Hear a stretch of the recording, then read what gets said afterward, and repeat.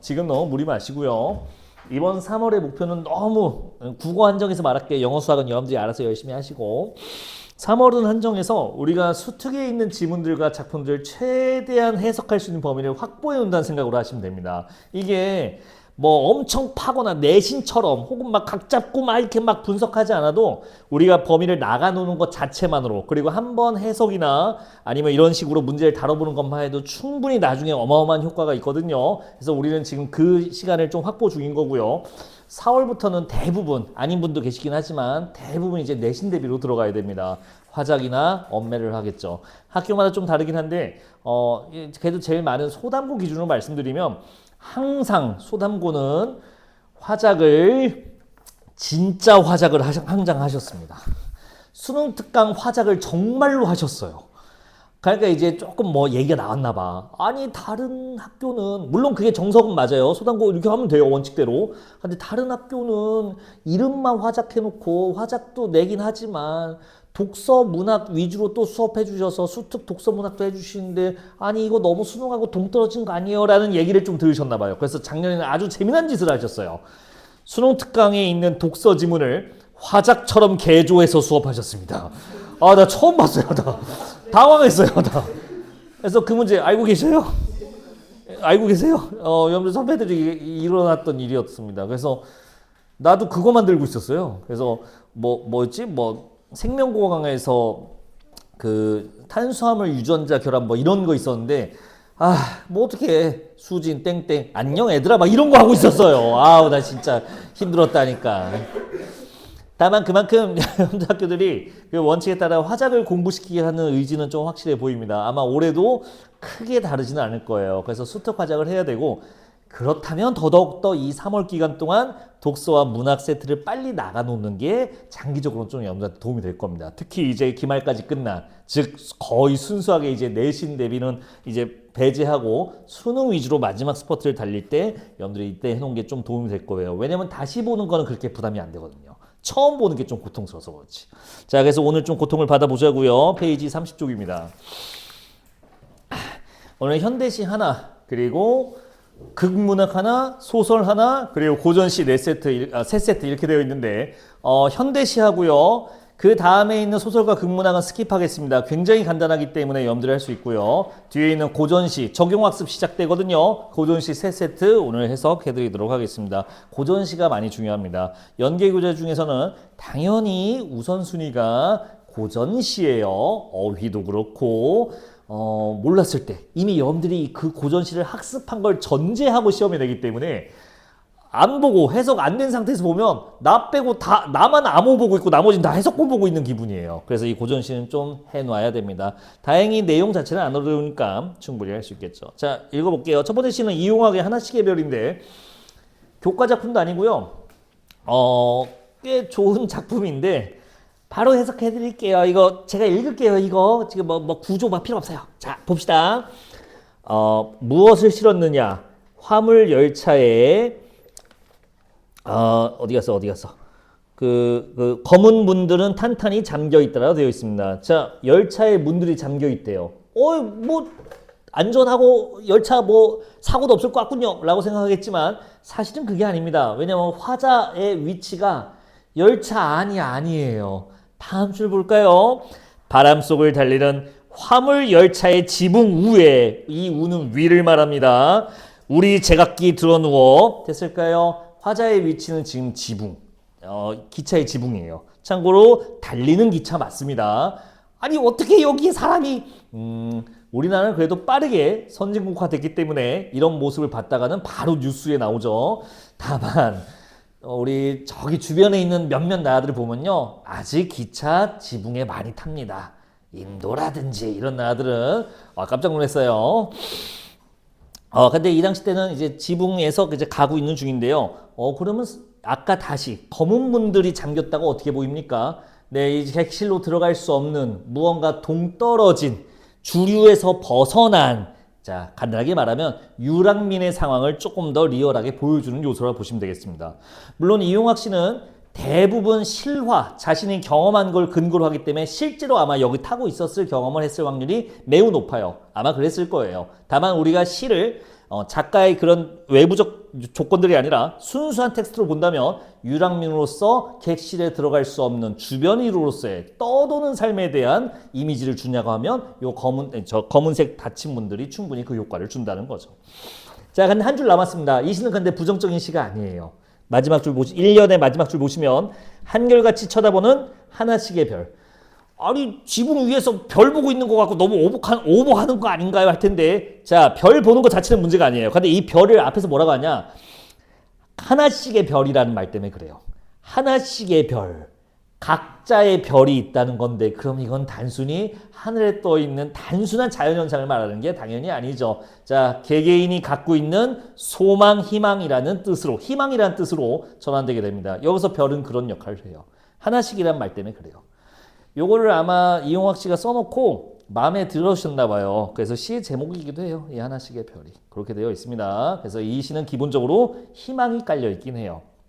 자, 근데 좀 더 읽어봅시다. 두만강 저쪽에서 온다는 사람들과 자무스는 저기 써 있는데요. 러시아 국경 쪽이라는데 만주 생각하시면 편합니다. 이용학 씨는 참고로 일제강점기 이후 광복을 겪은 사람이기 때문에 시대적 배경을 고려한다면 광복 이후에 저 중국에 있는 만주에 있었던 사람들이 고국으로 돌아오는 상황을 읽으신다면 아마 자연스럽게 장면이 해석이 되겠죠. 좀만 더 읽을게요. 자무스에서 온다는 사람들과 험한 땅에서 험한 변 치르고 눈보라치기 전에 고향으로 돌아간다는 남도 사람들과 북어 쪼가리 초담배 밀가루 떡이랑 나눠서 요기하며 내사 서울이 그리워 고향과는 딴 방향으로 흔들려 간다. 뭔 말일까요 이거? 하나하나 보도록 할게요. 일단 사람들이 아유 고생하고 드디어 고향을 가는구만. 화자 주변에서 같이 지붕 위에 있는 사람들은요. 고향 간다. 아유 고향으로 이제 가요라고 하고 있고요. 담배 밀가루 떡 같은 거 있었죠. 북어. 이건 나눠 먹고 있는 거니까 자 힘든 상황에서도 이 나눌 수 있는 온정 이런 걸 상징합니다. 자 근데 중요한 건 그런 게 아니고요. 너무 쉽고요. 방금 얘기한 거는 화자의 심리와 이 상황이에요. 화자의 심리가 직접 나왔습니다. 서울이 그리워라고 되어 있어요. 이 사람은 지금 서울을 그리워하나 봐. 근데 뭐라고 말해요? 그 다음 줄에서 고향과는 딴 방향으로 흔들려 간다. 이용학 씨 함경도 사람입니다. 서울이 그립다고 하고 있습니다. 자, 그러니까 이거는 같이 화물차 지붕에 있는 사람들과 공통점만 있냐고 하면 아니에요. 이 화자만 갖고 있는 독특한 차이가 있습니다. 화자는 고향으로 가고 있잖아요. 화자는 서울로 가고 있어요. 무슨 의미인가요? 자, 이 시에서는 더 안 나옵니다. 이 시에서는 더 없고요. 이 시에서는 확인할 수 있는 장치가 없어요. 다만 다른 존재와 다른 사람들과 다른 상황이다. 고향으로 가는 건 아니다. 그거 수능 특강 문제에 있습니다.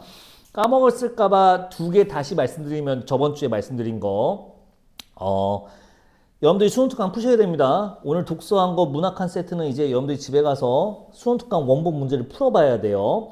두 번째 이거 아까 사고하면서 시작해야 되는데 스텝 1에 EBS 공식해서 실어놨잖아요. 이거 실어놓은 이유가 있습니다. 이거는 학교생님한테 제공되는 거라고 했었죠. 왜 제공된지도 설명했습니다. 대부분 학교에서 이 수능 특강으로 수업을 하세요. 물론 화장만 우직하게 보는 독특한 학교도 있긴 하지만 대부분 독서 문학을 같이 봐줍니다. 문제는 이 문학인데 학교에서 중간고사, 기말고사 시험용으로 수업한 내용과 수능 평가원이 낸 수능하고 충돌해버리면 아주 서로 곤란해질 거예요. 그래서 학교 선생님들한테 이 작품에 대한 대략적인 가이드와 해석을 준단 말이죠. 그래서 원래는 우리가 갖고 있으면 여기 있으면 안 되는 내용이긴 하네 지금 생각하니까. 다만 우리가 이거를 안 쓸 이유는 없죠. 그래서 여기 실어 놓은 거예요. 요 해석을 기준으로 해서 제가 말씀드리는 겁니다. 그래서 여기서 더 말하지 않은 거는 제가 오버해서 웬만하면 해석 안 하고 있어요. 여기까지가 딱 우리가 봐야 되는 내용이라서. 자, 그래서 지금도 그 말을 한 겁니다. 굳이 제가 왜 고향으로 안 가고 서울을 가는지는 굳이 내가 말할 필요가 없어요. 다만 서울을 그리워한다는 건 충분히 나오고요. 다른 사람과 이 작은 이제 음식들을 나눠 먹는 거 보니까 아직 온정이 남아 있구나라는 얘기도 볼 수 있겠습니다. 자, 그 사면으로 넘어갈게요. 푸르른 바다와 거리거리를 서름 많은 이민 열차의 흐린 창으로 그저 서러이 내다보던 골짝골짝을 갈 때와 마찬가지로 헐벗은 채 돌아오는 이 사람들과 마찬가지로 헐벗은 나요. 자, 화자의 상태가 좀 더 디테일하게 나오네요. 이거는 공통점입니다. 아까 고향을 가냐 안 가냐는 차이였지만 이 주변에 있는 사람들과 공통점은 바로 헐벗은 존재들. 즉 어렵게 갈 필요 없어요. 가난이에요. 가난. 그냥 생활적 고난함으로 해석하면 됩니다. 그래서 헐벗은 나래요. 조국은 무슨 상황이에요?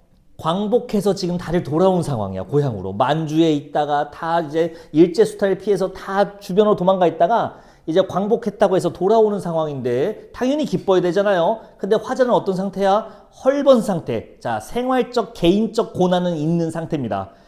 아까 아무리 나라가 광복하면 뭐해? 내가 돈이 없어서 내가 뭐 먹고 살지 지금 막막한데. 그러니까 두 가지의 복합적인 감정이 있는데 그게 다음 두 줄에 어떻게 표현되는지 보는 거예요. 자, 다음 줄 볼까요? 나라에 기쁜 일이 많아 울지를 못하는 함경도 사내. 이 함경도 사내가 바로 화자입니다. 울지 못해요. 일단 울어야 되는 이유는 뭘까요? 헐벗은 나기 때문에 그래요. 먹고 살기 힘들어서 그래요. 근데 울지 못하는 이유는 뭔가요? 나라가 기쁜 일인데 대놓고 우는 건 조금 이상하다는 거죠. 좋은 일과 기쁜 일이 같이 크기는 다르지만 공존하고 있기 때문에 애매한 상태가 돼버린 화자입니다. 자, 그럼 이 시는 뭔가 부정적인 건가요? 하면 아니요. 이거는 희망으로 끝납니다. 자, 마지막 년은 수미성간이에요. 1년하고 마지막 부분이 거의 똑같습니다. 하나씩의 별을 쳐다본다고 되어 있습니다. 즉 이렇게 애매한 상황이지만 그래도 희망을 갖는다는 거고요. 이제 읽을 때 헷갈리는 두 줄만 볼게요. 여러분들 31쪽의 첫 줄 보세요. 31쪽의 첫 줄. 총을 안고 폴가의 노래를 부르던 슬라브의 늙은 병정은 잠이 들었나. 보헤미아 지방이라거든요. 이거 북쪽이거든요. 자, 이건 뭘까요? 아마 정확히는 모르겠지만 이 사람이 한반도를 떠나서 만주나 그 위에 시베리아 쪽에서 활동하면서 만났던 다른 지역의 아마 동료, 다른 국가의 동료일 확률이 높아요. 근데 걔를 걱정하고 있는 거야. 아, 그때 만났던 그 보헤미아 그 자식 그 늙은 놈 잘 자고 있나? 라고 걱정합니다. 이건 뭐냐? 단순히 이 작품이 조국 광복에 대한 기쁨 이런 걸 다루는 게 아니라 인류애적 아유 힘들어. 정신없이 쏟아내니까 좀 힘드네요. 약간 단순히 민족적인 애정에서 멈추는 게 아니라 민족을 뛰어넘는 인류애적 주제로 나아가기 위한 장치라고 해석하시면 됩니다. 됐을까요? 다른 민족에 대한 동질감과 애정도 느낄 수 있네요. 자, 그래서 이건 단순히 민족주의 시가 아닌 거예요. 다만 그 부분에 대한 해석은 공식 해설에는 없더라고요. 다만 이것밖에 없습니다. 해석은. 자, 여러분들 공부하시다 보면 헷갈릴까 봐 넣어놨는데 실제 수특 문제에서는 보기로 되어 있어요. 저 폴가의 노래가. 여러분들이 한번 풀어보시면 딱 느낌 올 거예요. 자, 됐습니다. 이용학 씨였고요. 넘어갑시다. 다음 작품은 희곡인데 이건 저랑 안 할 거예요. 시나리오입니다. 미안. 시나리오인데 이 원작 소설인데 이 원작 소설이 굉장히 유명합니다. 황순원의 소나기 아니에요. 카인의 후예입니다. 또 이렇게 말하면 또 모르더라고요. 전체 줄거리 있습니다. 여러분들이 읽어보시면 될 것 같아요. 되게 문학사적으로 가치 있는 작품이고 황순원 씨 작품인데 다만 카인의 후예 자체가 실리기는 여러 가지 이유 때문에 좀 힘들어서 여기 그거를 모티브로 시나리오를 쓴 극본이 들어 있습니다. 여러분들이 한번 읽어보시면 될 거예요. 주제만 파악하시면 됩니다. 안 어려워요. 자, 다음 장. 현진건의 고향입니다. 제가 알기로 여러분들 2학년 때 이거 내신으로 하신 분도 있습니다. 안 어렵습니다. 일제강점기 때 식민지 조선 상황을 리얼하게 대화 형식으로 보여준 겁니다. 읽어보시면 됩니다. 아마 소설 중에 일제강점기 소설 중에 가장 쉬운 소설일 거예요.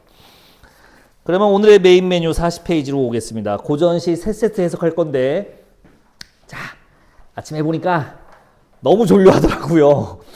미안해. 내가 다음에 풍부하게 자료를 갖고 올게. 내가 뭐 이게 풀어도 보고 빈칸도 채우고 해올 테니까 이번 주만 좀 우직하게 해석 좀 하겠습니다. 양해 바랍니다. 나도 시간이 좀 부족해서. 동래학원 강사인데 내가 조교를 막 3-4명씩 쓸 수는 없잖아. 그래서 한 분 모시고 이제 내가 하고 있는데 쉽지가 않네요. 내가 덜 잘게. 다음 주에는 꼭 구현해 놓을게. 그래서 자, 해석 위주로 해드리겠습니다. 그러면 내가 말을 재밌게 해야지 뭐. 근데 이건 드립이 아니라 항상 평가원이 이상한 짓거리를 했거든요. 이 수능 특강 연기를 할 때마다 어차피 안 낼 걸 자꾸 첫 작품에다 끼우는 거야. 아니 진짜야. 이건 안 꺼도 돼. 들어도 돼. 아 누가 봐도 안 낼 거를 맨 처음에 꼭 쳐박. 아니 매우 이렇게 딱 끼워 놓으시더라고요. 마치 페이지 0번처럼 말이죠. 아니 이게 뭐냐면 적용학습 시작됐어요. 적용학습이 고전시부터 시작인데 첫 작품은 항상 고대 문헌이 나와요. 고대 문학. 자 여태까지 나왔던 거 말씀드릴까요? 작년 용비어 청가. 이게 나오겠냐고. 재작년 공무도화가 니만큼 물을 건너지 마고 그 세 줄 갖고 우리 보고 뭐하라고. 자 그다음 정읍사. 아우 이거 중학교 책에 있어요. 처용가. 내 발은 누구냐. 원래 두 발은 내 건데 두 발은 누굴 걸까. 막 이런 거 써있는데 그거 나오겠냐고. 자 하지만 천문학의 그리고 찬기파란가. 이건 나올까 했는데 이것도 나오기 힘들어요. 자 아마 익숙한 작품도 있을 거고 낯선 것도 있을 텐데 이것들이 다 뭐냐면요. 어차피 고전시의 90%는 뭐야. 시조, 가사, 고려가요 살짝 이거잖아. 님들 심지어 알고 있어요. 왜? 고2 교과서도 그렇게 되어 있어요. 실제 작품 비중이 그렇기 때문에 그렇습니다. 근데 그래도 구색은 맞춰야지. 고대 문학은 뺄 수는 없잖아요. 그러니까 어쩔 수 없이 그냥 뻔한 그걸 맨날 넣어놓고 어차피 안 나오면서 가볍게 보고 넘어가는데 자 뭔데 이렇게 이게 밑밥을 많이 까냐. 짜잔! 드디어 나올 만한 고대 문학을 실어줬어요. 그래서 올해 첫 번째 문학 작품은 아마 눈 뜨고 처음 보실 겁니다. 신충의 사람 이름도 처음 보시죠? 원가가 실렸어요. 야 이거 뭘까요? 이거 향가예요 님들아. 향가요? 님들이 아는 향가가 이거지 뭐. 저기 방금 말한 창기파란가. 조금 더 하신 분은 모죽지란가. 조금 더 오버하신 분은 처용가. 요 정도예요. 그리고 이론 어느 정도 들어있냐면 딱 두 개 여러분들 머릿속에 들어있을 겁니다. 향가 신라 때 향찰로 쓰여진 거 요거 하나 하고요. 두 번째 8구체, 4구체, 10구체 요거 남아있을 수도 있고요. 아마 중2 때 저희 고2 때 공부했던 기억들이 나시죠? 이 작품은 8구체인지 10구체인지 몰라요. 왜요? 발굴됐을 때 훼손된 흔적이 있어서 그래요. 그래서 우리 눈에는 8줄이 있을 테지만 19채로 추정은 하고 있습니다. 그렇군요. 여태까지 안 실린 데는 이유가 있습니다.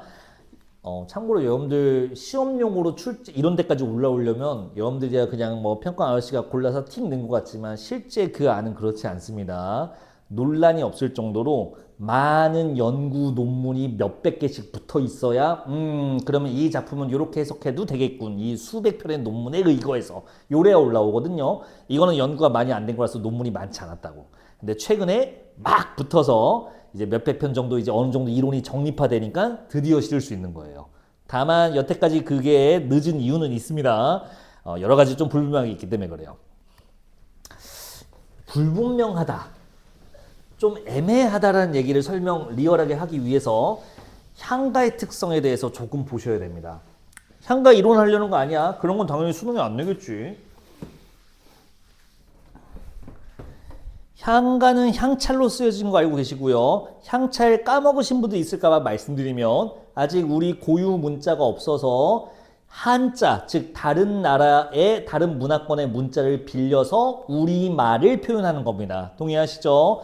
자, 그럼 이렇게 해볼게요. 향차를 잠깐 맛을 보여드리겠습니다. 아직 갓종대왕이 없으셔서 저기 양키 친구들의 문자를 잠깐 빌려와서 한국어를 기록했습니다. 내가 쓴 것은 어떤 뜻일까요? 혹시 이 존재, 행위하는 주체를 표현한 걸까요? 아니면 응애 우는 베이비를 표현한 걸까요? 맞춰보세요. 둘 다 가능해요. 몰라요. 그거는. 이거 쓴 사람만 압니다. 무슨 소리냐? 이거 소리 어떻게 나죠? 뜻은 뭐죠? 나라는 뜻이죠. 어떤 의도로 썼을까요? 알 수 없다니까. 쓴 사람만 알아요. 그러니까 이건 maybe일 수도 있고 나일 수도 있는 겁니다. 자, 향찰 해석 그러면 향가 해석은 이렇게 써진 말들, 뭔지 모를 말들 구성된 거를 눈치껏 조합해보는 게임인 거예요. 기억나세요? 창기파란가 해석 양주동 양주동 해석본도 있고 그 아저씨 이름 뭐더라? 이름도 기억 안 나네. 진짜 기억이 안 나네. 여러 명의 해석본이 있거든요. 네, 그거 짜본 사람들이 2명이라서 그래요. 참고로 그 사람들이 일제강점기 때 사람들입니다. 그리고 일본인이 주도해서 이 향가 해석을 해요. 사실은.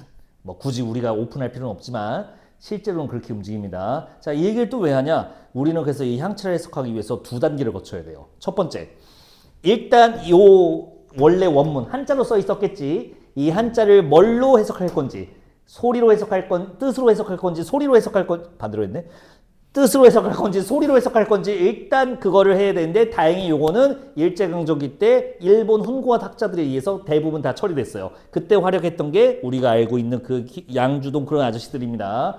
자, 문제는 일제강점기 때 했단 말이죠. 지금이 2020년대죠. 일제강점기 1910년대 시작하죠. 지금으로부터 100년의 차이가 있습니다.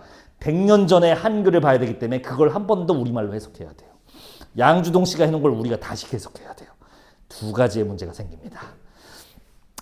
그래서 설명드릴 텐데 조금 추상적으로 해석해 드릴 수 있다. 다행히 공식 해설이 있기 때문에 벗어나지 않는 해석을 해드릴 테니까 한번 같이 보도록 합시다. 여러분들 원문 저기 한자 보실래요? 둘, 넷, 여섯, 여덟 줄인 것 같죠? 이거 내가 쓴 거 아닙니다. 수능 특강에 써 있는 거 그대로 토시 하나 틀리고 그대로 넣어놓은 거예요. 뭔가 아래에 한자 뭔가 호로록 써 있죠. 훼손된 흔적이에요. 남아있는 글자 흔적이에요. 그래서 19책에 찌라고 추측하는 거야. 여태까지 안 올라온 데는 이유가 있습니다. 이거 최초예요, 사실상. 자, 한번 봅시다. 근데 내용이 엄청날 것 같잖아요. 그냥 그래요. 읽어볼게. 제일 좋은 자식. 자, 잣. 아시죠? 먹는 이제 곡식 중에 하나, 나무 열매 중에 하나입니다. 아주 고가예요. 이 잣이 가을에 말라 떨어지지 아니하매. 가을은 원래 꽃도 지고 낙엽도 지고 원래 식물이 지는 계절인데, 아이고 이 잣은 거기에 박혀서 떨어지지 않는 거야. 마르지도 않고 잘 있는 거야. 오케이. 잣은 계속 있는 거, 영속성 이런 성질을 갖습니다. 미리 말하면 대조되는 존재가 그 다음 줄에 있어요. 가볼게요. 너를 중히 여겨 가겠다 하신 것과는 달리 한 번에 갈게요. 오타입니다. 미안합니다. 낫 받침이 지읒이 아니라 치읒입니다. 그냥 내 오타야. 김봉수 오타야. 미안. 정확히는 조 교수님이 자, 낯이 변해 버린 겨울에요. 이게 무슨 말이에요? 짜잔. 님이 있었어요. 어떤 님이 있는데요. 이 님이 처음에 이렇게 말했나 봐. 너를 중히 여겨, 소중히 여겨서 평생 우리 같이 가자라고 했는데 얼굴빛이 변해버렸어요. 누구시죠? 라고 겨울처럼 차가워진 얼굴로 변해버린 거야. 이렇게 해석합니다. 자, 그러면 뭐와 뭐가 대조되는 거야? 잣과 지금 내가 오타난 글자 낫. 아마 그 당시 때 발음이 거의 지금도 비슷하지. 아마 그 당시 때도 이걸로 언어 유희한 걸 거예요. 님 낯은 왜 변함? 저 잣은 그대로인데 이렇게 언어 유희도 지금 보이는 겁니다. 진짜예요. 이걸 근거로 이 한가 해석이 성공한 거예요. 그 당시 때 발음이 거의 유사했을 확률도 없습니다. 잣과 낯이 지금도 비슷하잖아. 신기하지 않나요? 이 천년의 세월을 건너서 이 개그가 지금도 통한다는 게. 나만 재밌구나. 자, 그 다음 볼까요? 달이 그림자 내린 연못 갓. 여러분들 이 갓은 그 당시 때 일제강점기 때 아직 관용격 조사의 흔적 때문에 그렇습니다. 자, 연못가의라고 번역하는 게 맞아요. 연못가예요, 연못가. 바닷가가 아니라 연못가. 자, 근데 이 달 그림자가 내려온 연못가래요. 달이 떠 있고요, 연못이 있고요. 뭔 얘기하는 걸까? 다음 줄. 지나가는 물결에 대한 모래로 오다. 응? 여러분들 모래가 이게요. 이 해석을 좀 살살 해야 되는데 일단 공식 해석은 되게 조금 나는 납득이 안 되는데 뭐 시키는 대로 해야지 뭐. 모래로 빗대 표현했대요. 화자의 모습을. 자, 일단 화자의 모습은 짐작이 가죠. 앞부분 때문에 버림받은 거예요. 나를 이제 함께 하겠다는 사람한테 버림받은 상황인데 지나가는 물결에 대한 모래로다. 그 연못가의 모래는 항상 거기에 있어요. 근데 물결은 어때요? 흘러가면서 이동하고 바뀌고 떠나가죠. 그런 쪽으로 잡으면 이제 공식 해설과 얼추 맞습니다. 그래서 물결을 바라보는 모래처럼 안타까운 화자 이렇게 되어 있습니다. 괜찮을까요? 그러면 네, 공식 해석 따라간다면 그냥 편하게 해석 가능할 것 같습니다. 이렇게 가자고요. 자, 두 줄 남았네요.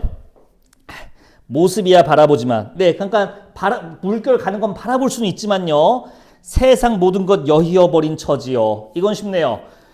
저 모습을 내가 바라보고 있지만 물결 떠나간 건 볼 수는 있지만 결국엔 떠나가고 있는 거잖아. 그럼 내가 가진 건 하나도 없는, 즉 세상 모든 걸 여의다 잃어버린, 다 상실한 나다라고 하면서 모든 걸 이제 님과 이별함으로써 큰 상실감을 느낀 어떤 화자의 모습이 보이게 됩니다. 자연물에 빗대 표현한 거죠. 근데 뭔가 좀 심심해요. 아마 마지막에 두 줄에 뭔가 있었을 텐데 저 글씨밖에 안 남았어요. 저걸로는 추측이 안 된대요. 자, 그래서 뭔가 기형적인 첫 번째 작품이 실려 있었다. 나올만 할까요? 역시 역시 아직 나오기엔 좀. 그래서 전통적으로 첫 작품은 뭔가 상징적인 고대 문헌 하나 깔아주고 좀 넘어가는 편이에요. 한번 봐주시면 되고요. 자, 근데 첫 번째 작품 고전 씨가 첫 번째부터 세트였는데 두 번째 작품 작가는 아주 유명한 분이에요. 여러분들도 누구보다 잘 알고 있습니다. 예, 그분입니다. 근데 이분 되게 유명하고 엄청나신 분이잖아요. 근데 잘 생각해봐. 이 사람이 쓴 작품 많이 알아요? 거의 없죠. 아, 이분은 별로 안 쓰셨나요? 아니요, 엄청 많이 쓰셨어요. 근데 여러분들이 본 적이 없어요. 뭐 끽해봐야 뭐 일장검 차고 막 그 정도예요. 그거 말고는 없죠. 왜냐면 이게 별도 얘기야. 문학적 수준이 그렇게 높으신 분은 아니기 때문에 그래요.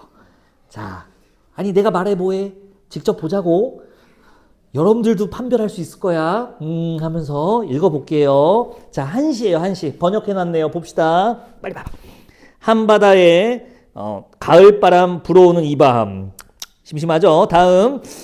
홀로 높은 누각에 앉아. 누각 뭔지 알죠? 하염없이 생각에 잠기네. 다음. 설명할 게 없어요. 어느 날에야 이 나라가 다시 태평해질까? 자, 보시면 알겠지만 문학의 기본인 비유 같은 것도 없습니다. 거의 일기에 가까워요. 근데 오래 실렸단 말이야. 뭔가 하나 있기 때문에 그래요, 여기. 제가 계속 읽어보겠습니다. 지금 바로 큰 난리를 겪고 있는 때라네. 정인진한 임진왜란 중이에요. 넘어갈게요. 자, 여기서부터입니다. 업적 많은 사람들이 깎아내리려 하건만 역시 문학적인 기법은 없습니다. 그냥 직역해야 되는데 직역 해석을 좀 도와드려야 돼서. 업적 많은 사람들, 자, 좀 권력 있는 사람들, 권세 있는 사람들이라고 보시면 됩니다. 나라의 공신, 뭐 더 과감히는 권력을 가지고 있는 국가 최고 기구 아니면 임금까지도 포함할 수 있는 말입니다. 즉 업적이 많은 사람들, 즉 대단한 사람들이 나를 깎아내리려 하지만이라고 해석하면 됩니다. 됐을까요? 무슨 소리냐? 이때 이순신이 모함을 받고 있는 상태였어요. 자, 굳이 내가 이순신 위인전까지는 안 꺼내야 되지. 이분이 백의종군도 하고 하여튼 고생을 많이 합니다. 주변에서 모함하는 무리가 많아서 꽤 많은 고초를 겪어요. 그때 쓰신 시인 것 같아요. 자, 그 주변에서 자꾸 나를 깎아내리려 하는데, 자, 그 다음 줄 볼까요? 이 이름은 누구 이름이냐? 내 이름입니다. 화자의 이름이야. 이순신의 이름입니다. 내 이름은 오히려 온 세상이 알게 되네. 그러니까 나는 관중이 아닌데 안 그래도 지금 눈치 보여 죽겠는데 내가 너무 유명해졌네, 이런 얘기인 겁니다. 좀만 더 가겠습니다. 변방의 근심을 평정할 수 있다면, 자, 그래도 문학적인 기법 하나 나왔습니다. 다른 작품 인용이라고 해야겠네요. 도연명의 귀거래사를 응당을풀이. 끝났습니다. 이게 뭔 소리냐? 귀거래사는 도연명의 아주 유명한 작품인데요. 자, 전원 생활의 즐거움을 표현한 시예요. 아, 시골에서 가족들과 함께 이렇게 시골에 있으니까 너무 좋구나, 이런 시입니다. 그래서 자기는 어떻게 하겠대요? 이 전쟁이 끝나면 고향에 내려가서 은퇴할 거니까 제발 그만 좀 건드려, 라는 뜻입니다. 문학적인 가치가 어때요? 여러분들의 판결에 맡기겠습니다. 자, 전통이야. 고전시가 첫 세트는 안 나오는데요. 안 나오는 거 일단 몰아놓고 시작하는데 안하장이 찝찝하잖아. 그래서 한번 그냥 본 겁니다. 다시는 볼 필요 없습니다, 솔직히. 자, 다음 절 갈게요. 42쪽입니다. 이제 뭐 나와야 돼요? 고대 아까 향가 봤으니까 이제 고려가요 하나 나올 차례죠. 근데 올해 고려가요가 뭐가 실릴까 또 이제 보고 있었는데 좀 이것도 로테이션이었어요, 여태까지. 동동 설경발곡 2코스였거든요. 자, 만전출별사 턴이 나왔습니다. 6년 만에 다시 왔네요. 이 만전출별사는 전형적인 고려가요인데요. 특징이 두 개 있습니다. 한번 들어보세요. 여러분들이 아는 만큼 보여요. 여러분들이 2학년 때 학교 다니면서, 고등학교 다니면서 배웠던 고려가요가 뭐 있냐면 내가 얘기할 테니까 몇 개나 기억나는지 생각해 보세요. 동동. 기억나세요? 아우, 동동다리. 일수가 이렇게 시작하지 않아? 서사라고 하는데, 덕이란 곰배에 받잡고, 복이랑 림배에 받잡노이다. 덕이라 복이라 한올 오솔이 나오이다. 뭐 이렇게 써 있었어요. 또 있죠. 가시리. 위증질과 대평성대. 요거 기억나세요? 지금 말했던 구절들이 다 공통점을 갖습니다. 이거 고려가요인데 얘기들이 다 뭐야? 위증질과 대평성대. 대평성대에 살고 싶습니다. 만세. 막 이런 거거든요. 아까 말했던 서사. 임금님 복 많이 받으세요. 이런 뜻입니다. 다 궁중음악 편입의 증거가 남아있어요. 고려가요는 일반 백성들이, 정확히는 고려 백성들이 부르던 그냥 유행가입니다. 근데 그게 궁중음악 재래행사, 약간 정확히 말하면 임금님이 회식할 때 트는 음악이야. 그게 술집 안 가면 안 되지. 이제 내년에 이제 많이 가실 텐데 가보시면 알 텐데 무슨 음악 나오겠어? 뭐 베토벤 교향곡 나오겠어요? 술집 가면? 그럴 리가 없습니다. 신나는 유행가 나와요. 멜론 차트 1부터 100. 요즘에 유튜브 탑 100 이런 거 나와요. 그거 틀어줍니다. 임금님도 마찬가지예요. 원래 기록에 있어요. 신라 때, 고려 초기 때 임금이 연회를 베푸는데 임금이 그 음악이 마음에 들지 않는다고 이 기악을 중지하라는 명이 기록에 남아 있습니다. 이게 뭐냐면요. 기악이 중국 클래식이에요. 아까 말처럼 바흐 4번 들고 앉아 있는 거야. 임금님 술자리 시작하시니까 이제 연주 시작하겠습니다. 이러니까 야, 그런 거 틀지 말고 좀 유행가 좀 틀어봐 하니까 오케이 해서 고려가요들이 이제 궁중으로 들어오게 되는 거예요. 다만 그 내용이 너무 이제 고려 때는 조선과 다르게 분위기가 다르죠. 국가 분위기 자체가 굉장히 개방적이고 진취적입니다. 그러니까 아주 솔직해요. 그러니까 이런 것들을 궁중에 그냥 넣었다가는 서로 조금 민망한 상황이 생기나 봐요. 그래서 순화된 버전으로 이제 들어온 겁니다. 자, 얘기가 길었네요. 만전충별사는 궁중음악에 편입된 적이 없습니다. 즉 날 것 그대로입니다. 그래서 실리기가 어려워요. 원래는. 단 그나마 실릴 만한 게 총 5수 중에 4수까지는 실을 수 있어요. 5수는 이게 수위 때문에 안 돼요. 뭔데요? 검색해 바로 튀어나와.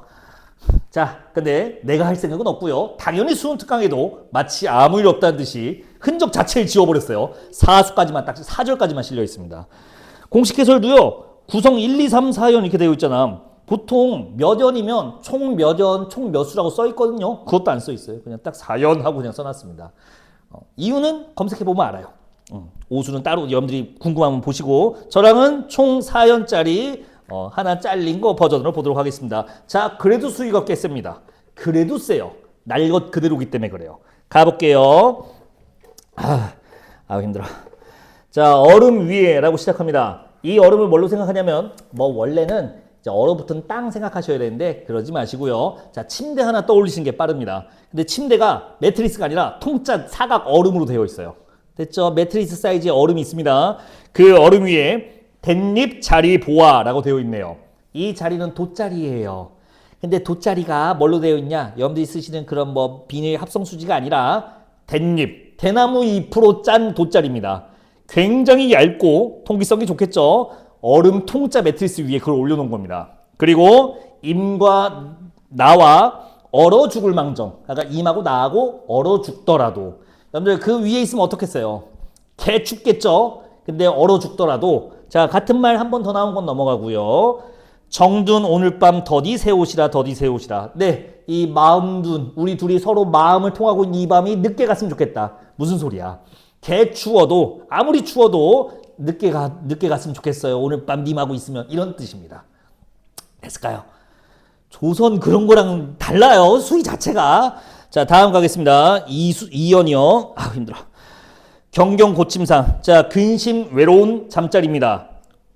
아까 님하고 같이 있었지 않았어요? 자, 고려가요 동동 같은 거 공부하신 분은 알겠지만 그냥 노래입니다. 각 연마다 스토리가 이어질 의무가 없어요. 네, 독립적인 스토리니까 상관이 없습니다.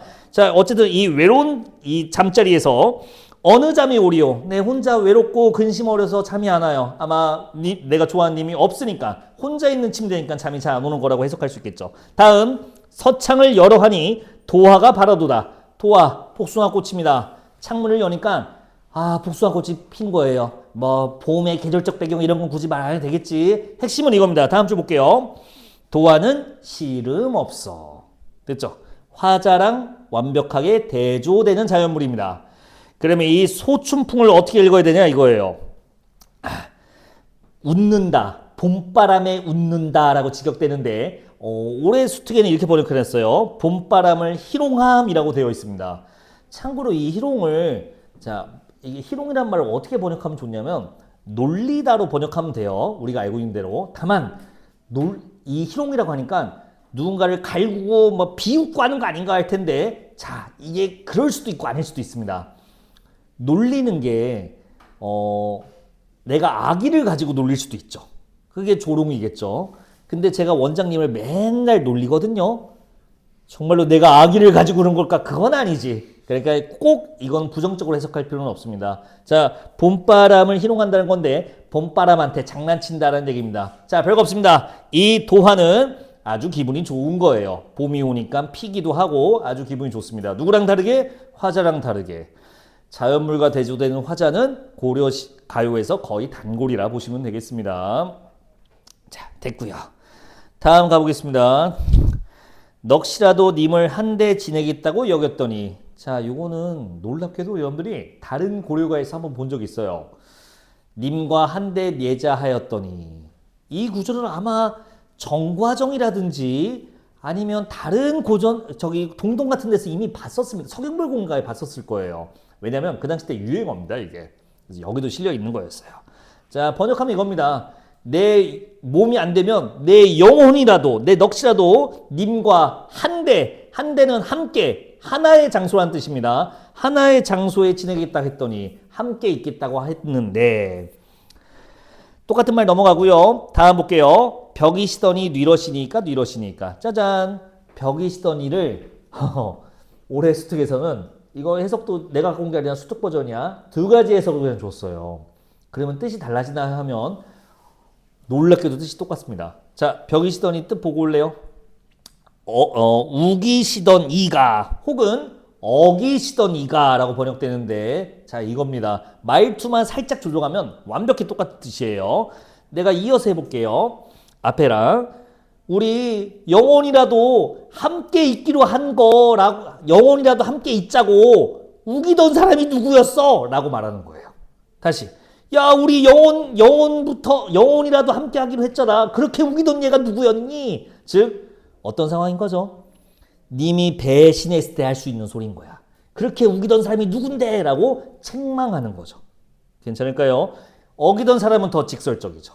야 영혼까지 함께 하자고 했잖아. 그거 어긴 거 누구야? 라고 말하는 거예요. 어때요? 말투만 조금 조정하니까 완벽하게 똑같은 뜻이 나오게 됩니다. 그래서 둘 다 님에 대한 원망, 본인을 배신한 님에 대한 책망이 담겨있는 구절로 보시면 되겠습니다. 미리 또 양해를 구하지만 이거 해석만 하는 게 조금 버겁습니다. 듣기에. 내가 꼭 다음 주에는 무슨 일이 있더라도 내가 준비를 해올게. 컨텐츠를. 조금만 야 하나만 따와. 오리 고기 맛있겠다. 이런 드립 치기 싫어. 나도 이거 빨리 보자. 근데 그 오리 꽉꽉 여러분들 그 여러 가지 과목이 있잖아. 국어도 있고 수학도 있고 영어도 있고 사회도 있고 과학도 있죠. 과학을 제일 잘하는 동물이 누군지 아세요? 오리예요. 과학하고 울거든. 미안합니다. 자, 그러니까 우리 이거 열심히 하자고. 이게 이런 거에 비하면 얼마나 재밌어 이 작품이. 자, 오리야, 아련 비오리야. 자, 어떤 오리가 있습니다. 비오리라고 해서 뭐 청동오리를 해석하는 사람도 있고 그냥 그 당시에 품종이라는 사람인데 중요하지 않습니다. 이 오리는 님이에요, 님. 화자가 좋아하는 님으로 설정되어 있어요. 아련 비오리라고 되어 있는데 화자가 아련하게 바라보는 이라고 봐도 좋고요. 아마 그게 좀 더 괜찮습니다. 생각하면 아련해지는 저 비오리야. 자, 생각하면 뭔가 슬퍼지는 님. 왜냐면 그 이유가 다음 줄에 있습니다. 읽어볼게요. 독립적이에요. 님도야 연마다. 자, 여울은 어디 두고 소에 자러 오느냐. 여러분들 자 쓰시면 됩니다. 여울이 화자예요. 저 소가 다른 여자입니다. 참고로 저 소는 늪소자입니다. 연못소라고도 하는데 늪소도 돼요. 그러니까 저기 여울은 흐르는 물이고요. 소는 이제 늪, 고여있는 물 따위를 소라고 하는데 어쨌든 오리야 왜 여우를 냅두고 저 소에 가서 자고 있느냐 이러고 있는 거예요. 왜 나랑 안 자고 다른 여자랑 저기 있느냐 이런 얘기네요. 다음 줄 소마저 근데 이 시가 좀 아련해요. 소마저 얼면 근데 그 소가 얼면 즉 그 딴 여자한테 얼어서 못 가면 그러면 여울도 좋으니 여울도 좋으니 나한테 오는 거 어떠니 나도 좋지 않니 라고 하면서 끝나게 되는 거죠. 고려가요는 우리가 봤던 서경벌곡부터 해서 어떤 여성들이 나오나요? 좀 적극적이고 진취적인 여성이 나오죠. 근데 이 작품은 어떻죠? 그렇지는 않죠. 굉장히 소극적인 여성이 나와요. 특이하게. 그런 것까지 챙겨주시면 되겠습니다. 자, 만전춘별사였네요. 오른쪽으로 갑시다. 힘들어. 참 이거 나오진 않겠지만 그래도 혹시 모르니까 한번 보고 가세요. 만전춘별사 각 연마다 줄 수가 어때요? 세 줄이죠. 음보 어떨 것 같아요? 길이 대충 보니까 4음보쯤 나올 것 같지 않습니까? 이게 시조의 원형으로 바라보는 사람도 있긴 해요. 나는 재밌어서 말했는데 여러분들은 재미없으니까 그냥 잊으세요. 시험에 안 나오니까. 그래서 고려가요가 원래 3음보가 원칙인데 이런 작품도 있네. 이런 것들이 시조의 원형으로 봐도 되지 않을까라는 연구도 있다고 합니다. 자, 설마 혹시나 해서 그냥 언급해봤어. 자, 오른쪽으로 갈게요. 43쪽에 나십니다. 이거는 티 나네요. 갈래가. 작가슥 보시면 4대부고요. 세 줄이고요. 종장에 첫마디 날 있고 된 것 같습니다. 시조입니다. 그러면 할 얘기는 정해져 있는 것 같아요. 읽어볼게요. 내 영혼 헷갈리면 을이라고 넣어놓으면 좋습니다. 내 영혼 을 술에 섞어 님의 속에 들러들어. 자, 뭔 소리냐. 님이 술 한잔 먹고 있는데 그 술에다가 내 영혼을 섞겠대요. 내 혼을 넣겠대요. 뭐 하겠다는 거지? 님의 속으로 들어가겠다는 겁니다. 만화 영화 같은 거 보면 심슨 같은 거 보면 좀 조그매져서 사람 몸에 들어가고 막 그런 거 있는데 진짜로 들어가고 싶나 봐요. 왜 들어가고 싶은지 읽으면 됩니다. 참고로 20 끝났습니다. 자, 계속 읽을게요. 구비구비 창자를 다 찾아다닐 망정 날 잊고 님 향한 마음을 님 향한이 아니라 남 향한 마음을 다 태우려 하노라. 솔직히 조금 유치하죠. 님 속으로 들어가서 님 마음 중에 내가 아닌 남을 좋아하는 마음, 남을 향한 마음을 내가 다 불태워버리겠다. 자, 님에 대한 사랑을 이렇게 재밌게 표현했네요. 내신용으로 한마디만 해야 될까요? 관념의 구체화. 첫 줄이 관념의 구체화야. 동짓달 기나긴바 한어리 배어나랑 똑같아요. 무슨 말이냐? 영혼은 구체야 추상이야. 감각할 수 없는 추상의 영역이죠. 섞다, 타다. 섞는다고 써있네요. 섞는 거는 구체적 행위죠. 됐죠. 영혼이라는 관념적 추상적 대상을 술에 탈 수 있는 구체적 대상으로 바꾼 겁니다. 즉 구체화가 일어났네요. 자, 내신용입니다. 사실상 이런 것들. 수능에서는 구체화 잘 안 나와요. 이 시도 출제가 희박합니다. 앞에 있는 만전출별사가 차이 나오겠죠. 자, 다작품 보겠습니다. 힘드시죠? 자, 좀만 참아봐. 다작품 볼게요. 이거 재밌어요. 이거 꽤 나올만 합니다. 가끔 선생님 어차피 고전시 나오면 시조 가사 나오잖아요. 맞아요. 시조 가사 중에 하나예요. 대부분. 그러면 그거는 정해져 있지 않나요? 이미 개수가? 그치. 시조 가사는 더 이상 창작되는 게 아니라 끼케야 발굴되는 건데 요즘엔 발굴되는 것도 없습니다. 아니 그러면 고전시를 다 공부하면 되지 않을까요? 지금 연구가 끝난 논문에서 연구가 끝난 게 18,000편인데 그걸 공부한다는 건 말이 안 되거든요. 그러니까 그건 불가능해요. 그럼 어떻게 하냐? 당연히 연계에 있는 고전시가 깡패입니다. 그러니까 뭔 얘기를 들었냐면 이런 사설시조는 처음 본대. 사설시조 형태인 건 눈치채셨나요?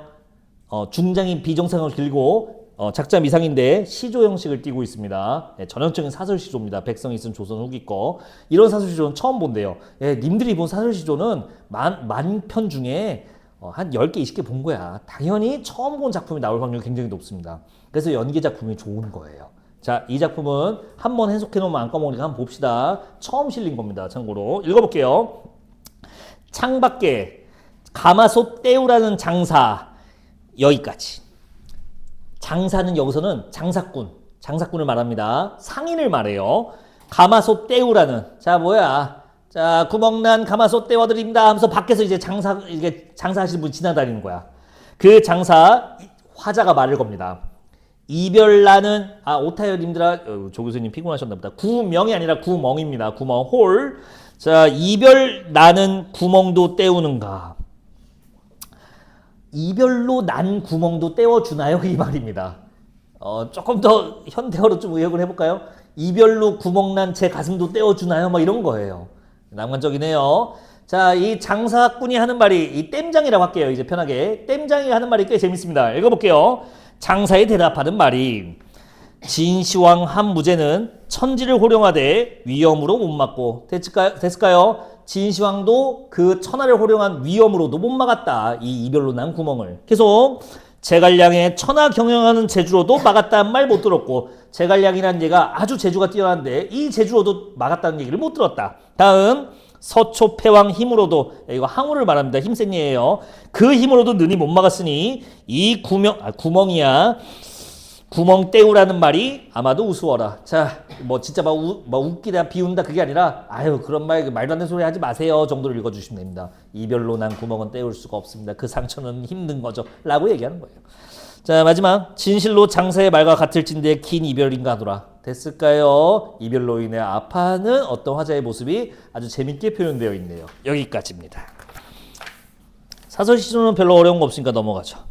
자, 한 세트 남았습니다. 시간 보니까 요거 한 세트 남은 거 처리하고 우리 독서지문 하나 더 할 수 있을 것 같아요. 서둘 아까 아까 밀어놓은 과학지문 하면 될 것 같아. 이거 하고 가자. 아니 문학 콘텐츠가 없어서 그래. 미안해. 잘못했어. 독서하면 되지 남은 시간. 자, 45쪽 올게요. 아마 오늘 이 문학 작품이 제일 어려울 겁니다. 일단 공식 해석말 하기로 했었잖아요. 공식 해석에 이게 월곡 답가예요. 제목이 작품 제목이 이게 페이지가 넘어가는데 월곡이라는 사람에 대해 답변하는 노래라는 뜻입니다. 그러니까 아마 월곡이라는 존재가 화자한테 뭔가 먼저 말을 했을 수도 있어요. 다만 이 답가는요 지금처럼 꼭 리플라이 답변을 의미한다 보기는 힘들고요. 그냥 어떤 사람의 행동이나 생각에 동조할 때도 답가라고도 해줍니다. 그러니까 이건 정확한 내용은 아직은 없어요. 그리고 공식 해석은 아니 이거 누군지 다 알거든요. 월곡이 원래 어떤 의병장 우배곡이라는 이름이 좀 특이하죠. 의병장의 호예요. 역사적 실제 인물이야. 아마 그 사람을 흠모하면서 쓴 얘기일 텐데 올해 공식 해석에서는 그렇게 오픈 안 했어요. 오히려 직접 볼래요? 자, 47쪽으로 와보세요.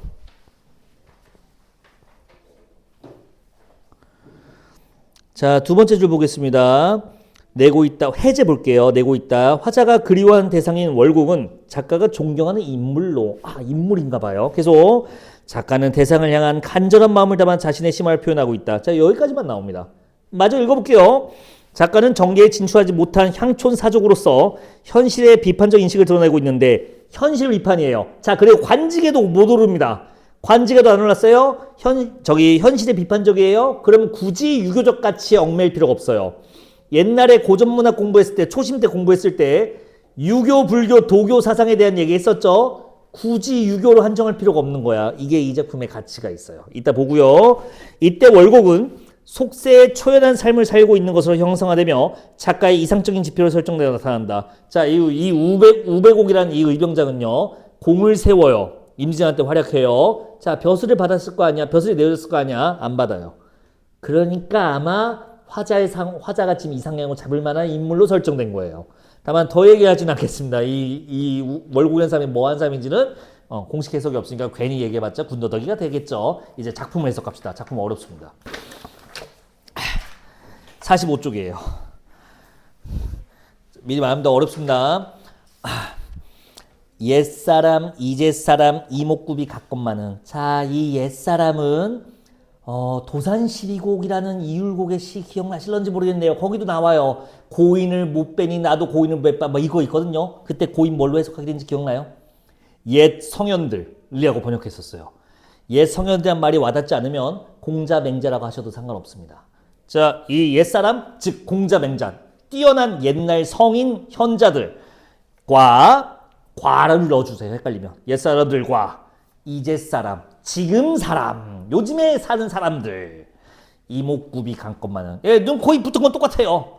공자맹자나 요즘 사람들이나 눈, 코, 입은 똑같은데 눈, 코, 입 붙은 거는 똑같은데. 다음 줄. 나 혼자 어찌하여 옛사람을 그리는고. 아, 근데 나는 그 사람들을 그리워하고 있어요. 이거는 공자맹자 사랑해요는 좀 이상하고요. 공자맹자가 이뤄놓은 그 유교적 성취 이런 거를 나는 따르고 있다라는 뜻이에요. 괜찮을까요? 이 사람은 아까 관직에 오르지 않기 때문에 굳이 유교에 한정할 필요는 없었거든요. 자, 조금만 더 읽어봅시다. 다음 줄. 이제도 옛사람 계시니. 이게 뭐야? 갑자기 옛사람이 계시대요. 분명히 공자맹자들이 배웠는데 이 옛사람은 지금 처음 나온 단어인 옛사람과 다른 옛사람입니다. 이게 월곡이에요. 그냥 체크해 놓으시면 됩니다. 자, 이 옛사람은 월곡입니다. 그래서 그게 내 벗이다. 자, 그러면 이 옛사람은 맹자, 공자 같은, 즉 이 월곡이라는 존재 자체가 맹자, 공자 같은 사람 취급하면서 시작하는 겁니다. 그래서 이 월곡은 단순히 유교적 이상 뭐 이렇게 하기보다는 굳이 옛사람이라고 설정한 이유가 있어요. 공자, 맹자는 단순히 성리학자가 아닙니다. 어떤 거대한 이념적, 사상적 지도자에 가까워요. 그러니까 그냥 뛰어난, 비유가 좀 이상하긴 하지만 우리가 예수는 아주 훌륭한 사상가지 이렇게 말하지는 않잖아요. 그런 느낌으로 보시면 되겠습니다. 자, 유교에 한정하지 않는 게 핵심이에요. 자, 좀만 더 읽을게요. 이 님에 대한 속성을 이제 계속 부여해 줍니다. 계속 가볼게요. 다음 줄입니다. 이수. 내 양자. 자, 양자는 모습입니다. 왁구란 말 좀 그만 써야지. 자, 내 양자가 하험하니. 자, 내 꼴이 별로니 험하게 생겼으니. 그러니까 아마 상태가 안 좋은가 봅니다. 씻질 않았나 봐. 난 다 아는 줄 알았는데 여러분들 이거 모르는 것 같아서. 이거 하 먼저 아시죠? 하 혼자 쓰면 부사예요. 몹시, 매우, 너무 이런 뜻입니다. 그리고 이 하 자체가 크다, 매우, 강조의 뜻으로 많이 쓰이거든요. 그래서 이게 용어까지 확장됩니다. 하다라는 말 뭔지 아시죠? 이건 너무 유명해서 크다라는 뜻도 있고요. 많다라는 뜻도 있습니다. 아니, 그럼 이게 다른 거 아니에요? 아니에요. 굳이 양키말을 빌리자면 그랜드라는 느낌 정도가 살아있는 거예요. 뭐 거대한, 웅장한, 큰, 많은, 넓은 이런 뜻을 그냥 갖고 있는 겁니다. 굳이 현대어로 번역하다 보니 이렇게 짬뽕 된 거죠. 용비어천가 아까 살짝 드립쳤는데 혹시 용비어천가 125장 기억나세요? 마지막 줄? 아니지, 이런 걸 기억하고 다니는 사람 나 같은 사람밖에 없죠. 말하면 혹시 기억날 수도 있지 않을까? 님금아 님금아 나도 기억이 안 나네. 낙수에 산행가 있어 하나벨 믿으시니까. 너무 옛날이죠 여러분들. 1년이 넘은 기억일 텐데. 하나비를 믿을 거니 라고 하면서 끝나거든요. 이거 뭔지 아세요? 끊어 적기 해보세요. 이어 적기 되어 있는데요. father, huge, 큰 아빠인가요? 아니요. 이게 선조, 조상이란 뜻이에요. grandfather예요 이게. 그래서 너 조상만 믿고 있을 거야 라고 하면서 끝나게 됩니다. 용비어천가가. 요즘에 다시 핫해진 게임이 있는데 디아블로라고 혹시 아세요? 알아! 하니? 하면 안 돼 지금은. 하던 게임만 해. 게임을 늘리면 비극이야. 그게 늘어날수록 무언가 줄어들 거야. 뭐 대학 티어라든지 여러 가지가 줄어들게 됩니다. 늘리면 안 돼요 지금은. 하던 것만 해. 저 이미 3개 하고 있는데요. 좀 줄여봐. 디아블로라는 게임이 있는데요.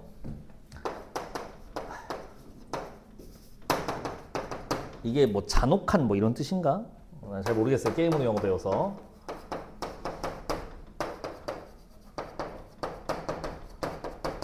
라는 전설의 칼이 있었습니다. 그 게임에. 이 게임은 저랑 추억이 많은데요. 김석중 씨와 제가 중학교 때 PC방에서 맨날 날렸던 기억이 납니다. 김석중 씨는 아시겠지만 제 부친입니다. 아빠입니다. 그때 PC방은 이제 10시 이후에 안 됐었는데요. 그때는 낭만의 시대여서 아빠랑 있으면 괜찮았어요. 지금도 아빠랑 있으면 괜찮나? 뭐 그런 아빠 별로 없겠지만. 근데 아빠가 나랑 둘 다 게임을 좋아해서 같이 스타크래프트라는 전통놀이도 같이 하고요. 지금 민속놀이가 됐지만 디아블로라는 이 게임도 했는데 이거는 이제 악당을 이제 몬스터를 사냥해서 좋은 아이템을 얻어서 그걸로 더 강해지는 그런 게임이에요. 아빠는 항상 지금도 해요. 참고로 여기서 하는 캐릭터 딱 하나예요. 그 바바리안이라는 캐릭터인데 야만용사라고도 합니다. 막 문신되어 있고요. 대머리 아니 빡빡이 아니 저기 머리 숱이 없는데 선조들의 영혼을 이어받아서 그 힘으로 싸우는 그런 캐릭터예요. 자, 지금은 아니지만 그 당시 때 이 게임에서 가장 좋은 아이템이었습니다. 요거 하나에 40만 원씩 거래됐었어요. 참고로 그때 시급이 1,600원, 2,000원이 그럴 때입니다. 지금이랑 시세가 달라요. 나 중학교 때니까 꽤 큰 돈이었어요. 게임 따위에서 그 정도 돈을 받기 쉽지 않았어요. 자, 문제는 뭐냐? 이때는 번역을 음차만 해줬어요. 써있는 거 그대로 그냥 써준 거야. 이게 번역 버전 이름이었어요. 그 칼 이름. 자, 근데 한국 사람들이 이거를 콜로소스 블레이드 그랜드 파더 팝니다. 이렇게 하겠어요? 줄여야 될 거 아니야. 다 두 글자를 줄였거든요. 이거 뭘로 줄였냐? 할배검으로 줄였습니다. 그래서 여러분들 네이버에 쳐봐요. 할배검이라 치면 수많은 전설과 추억들이 담겨 있어요. 그때 당시 게이머들을 김석준과 나를 울리고 울렸던 그런 게임이라고요. 그런 아이템이에요. 자, 할배검이 가장 핫한 아이템이었는데 자, 문제는 뭐냐? 이 게임이 대박이 나서 그리고 다른 게임도 한국에서 대박이 나서 이 회사가 한국에 회사를 차려버립니다. 블리자드 코리아라고 합니다. 이 회사가 생기면서 뭐가 달라졌냐? 그 전에는 이렇게 외주를 맡겨서 이렇게 음차한 번역만 했는데 공식 한국어 번역을 지원했어요. 그래서 한국어로 순우리말 최대한 활용해서 깔끔하게 번역을 시작합니다. 자, 이거 번역할 이제 상황이 생긴 거예요. 어떻게 해야 될까요? 참고로 이 아이템의 원래 의미는 뭐냐면요. 이게 뭐냐? 아까 그 캐릭터를 설명했지만 뭐 선조의 힘, 선조의 부름 막 이런 뜻이에요. 그러니까 조상들로 내려온 이 영혼의 힘 막 이런 걸 이제 담으려고 이렇게 한 건데 우리 사람들은 그런 거 모르잖아요. 그랜드파더는 학교에서 외웠잖아. 할아버지라고 배워서 그냥 할배검 하고 다녔단 말이지. 자, 이제 딜레마에 빠진 거야. 이 공식 회사가 선조의 부름으로 해석하고 싶은데 그렇게 번역하고 싶었는데 그러면 원래 이 게임을 알던 사람들이 실망할 거예요. 할배검이 아니라고 하면서 반발이 예상되어 있어요. 그렇다고 회사가 할배검 이럴 수는 없잖아요. 그래서 이걸 공식 이제 공모전을 해요. 이거 이름을 지어달라고. 그러니까 뭘 하든 욕을 먹으니까 그냥 공모를 때려버린 거죠. 그리고 누군가 그걸 해고 그게 채택이 돼서 지금 아이템 이름이긴 합니다. 아, 참고로 그 공모한 사람이 누구겠습니까? 게임도 좋아하고 국어에도 해박한 저 아닐까요? 이 칼 이름 뭐가 됐을까요? 하나비입니다. 참고로 이 칼 이름. 뜻과 의미를 다 담았잖아. 순 우리말이고 이것만은 이름이 없어요. 스스로도 감탄했어요. 그래서 그 회사에서 쓸 수 있는 캐시 100만 캐시를 받았는데 모두 다 다른 하스스톤을 다 썼네요. 네, 이 칼 이름은 하나비예요. 하나비. 오, 그럴싸하지 않습니까?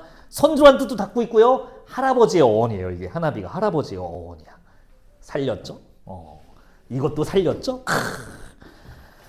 자, 돌아와서 내 양자 하허마니 내 모습이 매우 험하니 상태가 매우 안 좋으니 비누 성석 아니하네. 여러분들 비누는요 누빔 옷이라고 들어봤나? 이 누가 이 옷감을 말합니다. 비단을 말해요. 자, 비단 옷이 비누예요.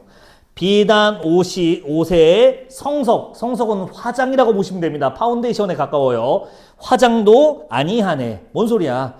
내가 상태가 어차피 꼴이 안 좋아서 옷도 그냥 대충 입고 다니고 화장도 안 한다 이거야. 날 이거 그대로 다니나 봐요. 비유하자면 김봉수가 이발도 안 하고 면도도 안 하는 거야. 얼마나 끔찍하냐. 다음 분 바른 각신님네 오탄 것 같다. 미안하다. 다예요. 다 웃고 다니거든. 비웃어요 사람들이. 아유 저 거짓골 뭐야 하면서. 자, 하지만 다음 줄 엊그제 지나간 한 분이 혼자 곱다 하노라. 됐네요. 이게 바로 월곡입니다. 월곡은 나를 곱다고 해줬대요. 아, 그럼 뭐야? 그냥 좋아하는 사람인가요? 아니, 그게 아니라 의도를 봐야지. 겉모습에 신경 연연하지 않는 존재가 월곡인 거야. 그럼 월곡은 어떤 존재인 걸까? 그 사람의 내면을 볼 수 있는 사람이다 라고 설정되어 있는 겁니다. 됐을까요? 자, 정리해볼까요? 일수에서는 이 월곡이 옛사람, 옛 성현들의 풍모가 담겨 있다는 얘기를 한 거고요. 이수에서는 사람의 내면을 바라보는 사람이라는 예찬을 하고 있는 겁니다. 예, 계속 이런 식으로 전개될 거예요. 자, 삼수는 생략되어 있고 사수 봅시다.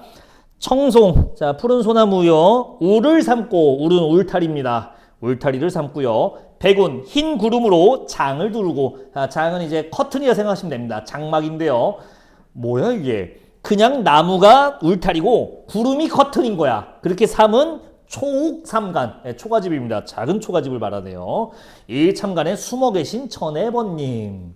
아무래도 우베곡이 관직에 나아가지 않고 은거하고 있는 모습을 표현한 것 같아요. 흉중에 진념이 없으니 그를 사랑하노라. 자, 진념 체크해 주시면 되겠습니다. 아마 요게 그나마 연계될 용어긴 합니다. 다만 우리는 이미 교과서에서도 공부했던 용어예요. 홍진할 때 그 진짜입니다. 먼지 진짜고요. 속세에 대한 생각, 약간 욕심 따위를 말하는 거죠. 그래서 흉중, 마음속에, 가슴속에 이런 먼지 같은 생각, 욕심이 없으니, 속세에 대한 생각이 없으니 그래서 그를 사랑한다라고 되어 있습니다. 됐죠? 넘어갈게요. 다음 오수. 힘들지? 자, 나 얘기할 것도 없어. 빨리 하고 가자. 작품 해석하고 가겠습니다. 자, 과학지문 우리 페퍼의 공기찬 얘기는 님들이 할까요? 다들 지금 공기 차듯이 굉장히 좋아하시네요. 자, 오수 보자고요. 번님산을 아이고 졸려 번님 사는 땅을 생각코 바라보니, 자, 이 월곡 사는 땅을 바라봤대요. 용추동 밖이요 구름다리 위로다. 뭔가 조금 신선 사는 세계 같아요. 구름다리 위래요. 자, 뭔가 속세와 떨어져 사는 월곡에 대한 묘사고요. 계속 가볼게요. 밤마다 외로운 꿈만 혼자 다녀오더라. 예, 뻔한 관용구죠. 예, 꿈속에서 만나러 간다는 거는 많이 본다는 겁니다. 많이 보이는 표현입니다. 그만큼 대상을 좋아한다는 화자의 마음. 다음, 달이 밝은 째는 잔을 들어 생각하고 시절이 좋을 째는 경을 보고 그리노라. 자, 생각하고 그리워한대요. 이거 조심하세요. 자, 달이 밝을 때 생각나군요. 그럼 달이 어두울 때는 생각이 안 나나 봐요. 이렇게 하시면 안 돼요. 이거는 필수 조건 그런 걸 말하는 게 아닙니다. 말투를 들어보시면, 내가 번역해드리니까 말투를 들어봐봐요. 내가 원장님한테 이렇게 말하는 거야. 자기야, 원장님, 비가 오나 눈이 오나 나는 원장님 생각뿐이에요 라고 했다 쳐봐요. 그럼 원장님이 이렇게 말해요. 아, 그래? 그러면 해가 뜨면 생각을 안 하겠네. 아, 천둥 내리면 생각을 안 하겠다. 뭐 이렇게 해버리나요? 아니죠. 비가 오나 눈이 오나 항상 이라는 말은 늘 이라는 뜻을 갖습니다.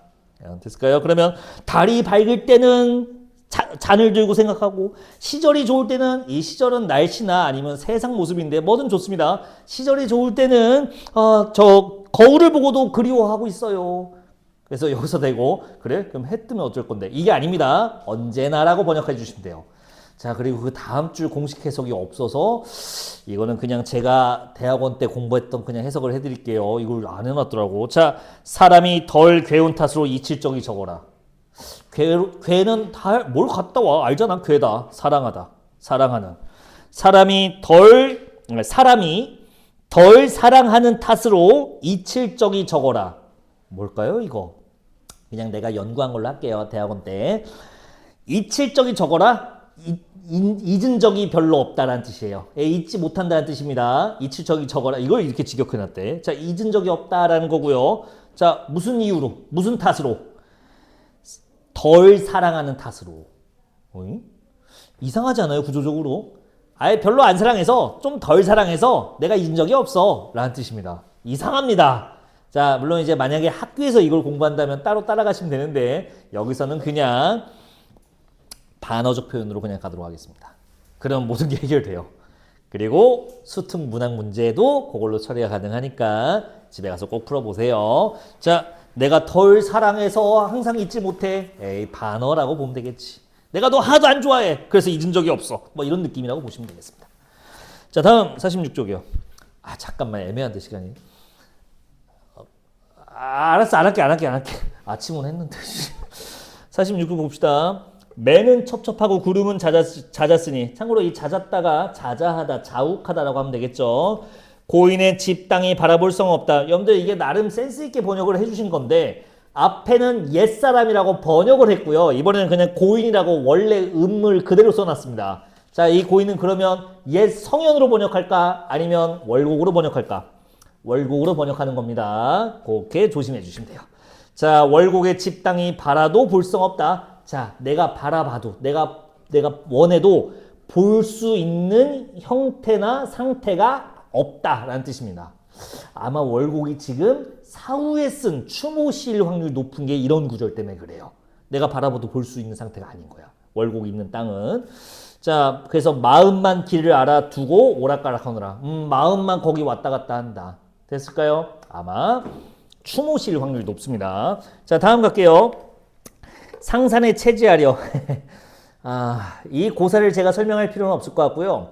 이 체산하다라는 고사가 나오는 이 똑같은 액션이 나오는 고사가 하나 있어요. 백이숙제 고사 기억나세요 혹시? 오케이, 이 학교에서 배우신 분들이 많네요. 백이숙제가 주나라 왕의 벼슬을 거절하고 산에 올라가서 고사를 캐먹다 죽어버렸잖아요. 근데 그걸 비난하는 시조도 있었고 우리가 배웠었던 것 같고요. 이조연의 시였던 거 그랬던 것 같습니다. 자, 이 상산체사는요 역시 그거랑 비슷한 고사인데요. 그렇게 비극적이진 않고요. 진시황 때 이제 아까 진시황이 막 여러 가지 난리를 하니까 분석행위 같은 겁니다. 이 난을 피해서 산으로 가서 넷이서 나무를 뜯으며 살았다라는 고사입니다. 자, 이것도 그러면 속세를 어떻게 한 거야? 떠난 사람들을 보여주는 이제 사자성어인 거죠. 백이숙제랑 거의 비슷합니다. 그러면 넷이서 갔다고 되어 있어요. 4명이서 갔어요. 이 말투를 좀 보세요. 이제 다시 오겠습니다. 상산에 체지하려. 자, 그 상산에 가서 나물 캐거든요. 상산에 나물 캐러 부디 넷이 가리런가. 여러분들 부디가 아니라 부지라고 번역하면 됩니다. 부지 4명이 가야 되나? 몇 명이 가면 될까요? 지금 문맥상 월곡 너만 있으면 돼! 라는 뜻이에요. 다음 주 가볼까요? 조칠 리 없는데, 즉 굳이 따라갈 사람도 없는데 우리 둘이 가사이다. 깔끔하죠? 우리 둘이 갑시다 라고 하고 있네요. 세상 어지러운 일들 듣도 보도 마사이다. 자, 이건 아무리 봐도 이제 유교적 가치관에서 이미 많이 멀어진 거 느껴졌을까요? 우리는 시의 흐름을 자연스럽게 따라왔지만 읽다 보니 속세를 지금 등지고 싶은 마음이 지금 느껴지고 많이 심해졌어요. 자, 마지막 10수에서 결정적으로 나옵니다. 읽어볼게요. 방잔상 기슭에서 신선님네 만나신가? 자, 월공한테 물어본 거야. 혹시 거기서 신선 좀 만나셨나? 라고 말하고 있습니다. 오이? 다음. 얼핏이 보아든 내 말씀 저어서서 언제 슬쩍 만나면 슬쩍 내 얘기 좀 해줘 라고 합니다. 무슨 얘기일까요? 산중에 타시는 청악을 나도 타다 어떠리. 자, 신선 전용 그 차 나도 태워줘 라고 하면서 끝나게 됩니다. 청악은 신선들이 타는 학입니다. 됐을까요? 즉, 이 작품은요 우리가 맨날 봤던 유교 사대부들이 쓰던 그 시조랑 다르게 유교가 아닌 도교적 축으로 마무리되는 게 아주 특이한 시입니다. 됐어요. 뭐 더 할 것도 없습니다. 자, 여러분들이 수특 문제 다시 한번 말하지만 밀림은 대책 없어요. 자, 잘 들어봐. 여러분들은 4월에 그걸 풀지 않아요. 여러분들은 이제 매주 주어지는 화작이나 엄매 과제를 풀게 됩니다. 그거 풀면서 하고 있겠지. 이딴 거는 관심도 없어요. 자, 근데 이게 한 주 밀리면요 12세트씩 밀린단 말이에요. 자, 3주만 밀려도 36세트인데 거의 책 한 권입니다. 못합니다. 그래서 웬만하면 밀리지 마요. 특히 3월은. 다들 지금 다 저를 쳐다보고 계신데 지금 앞에를 피면 혼이 날 것 같은 페포 궁금하지 않았어요? 이게 뭔 표면 장력. 오늘 여기까지만 합시다. 꼭 하세요. 참, 여러분들 오타만큼 수정해 줄게요. 내가 급하게 만들다 보니까 좀 실수가 있었어요. 오타만 수정할게. 안 할게. 욕하지 마. 14쪽 오세요. 14쪽에 맨 위에 보시면 지식내재와의 일부 세 번째 게 있는데요. 자, 14쪽 오셨나요? 14쪽 맨 위에 동그라미 3번 있죠? 거기서 마지막 문장 외적인 놀이가 아닌. 자, 요 문장 아예 마지막 문장 빼주세요. 뭐예요? 저번 주 겁니다. 잘못 들어갔어요. 컨트롤 C 컨트롤 V 했는데 들 잘렸어요. 이거 인클루시브 디자인 그거예요. 갑자기 외적인 놀이는 하나 더, 수정상 하나 더. 어딜 덮어. 19쪽이요. 이건 오늘 안 한 백정의 사회 형평 운동에 대한 여러 이면이라는 지문인데 재밌습니다. 한번 읽어보세요. 풀고. 자, 19쪽 오셨으면 연기 실존한 문제 있죠. 적절하지 않은 것이 아닙니다. 적절한 것 찾아주셔야 됩니다. 자, 하나 더. 오타가 좀 많아요. 어디 갔지?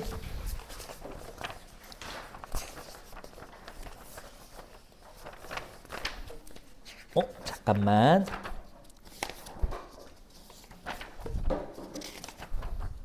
오케이. 11쪽. 폐포를 못했어. 11쪽 문제. 자, 이거 과학지문 폐포. 이 호흡순환 얘기거든요. 자, 후설은 여기 등장할 아저씨가 아닙니다. 문제 보면 후설의 관점이라는데 어림없고요. 잘못했어요. 다음 중 보기를 고려하여 적절한 것은 그냥 다 지우고 적절한 것만 남겨주세요. 적절한 거 고르시면 됩니다. 원래 이거 같이 했어야 되는데 오늘 여러분들의 성화에 못 이겨 일찍 가겠습니다.